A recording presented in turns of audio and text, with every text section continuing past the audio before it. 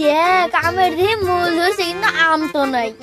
আম ছাড়া কি চাচা জানে বিয়ের খবর খুলে ফেলে, চাচাও তো দেখি আসে না। ওই ওরে কে রে, মনে হয় চাচা আইতাছে। আল্লাহ চাচা চাচা।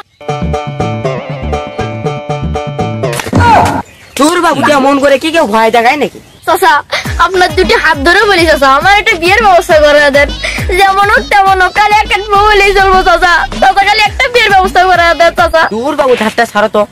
শোনো, আমার জানা মতে তোমার বাপ তোমার বিয়ের জন্য তার কম চেষ্টা করে নাই। এখানে যদি পাত্রীপক্ষ যদি তোমার সাথে না বিয়ে দেয় তাতে তো আর জোর করা যায় না, বিয়েই দিবি গাম্বা করে। তুমি তো কোনো কাজ কাম জানো না।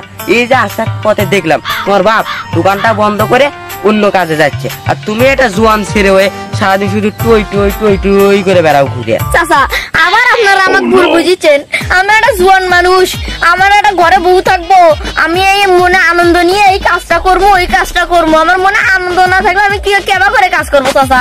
চুপ করো, বিয়ে যে করতে চাও বউ খিলাবা কি? তো তুমি তো কোনো কাজ কাম জানো না, আর পরের মায়ে এত সোজা নয় তো ফাঁস করে তোমার হাতে চুল তুলে দিবি তোমার মতো ওয়া ফরমান হাতে।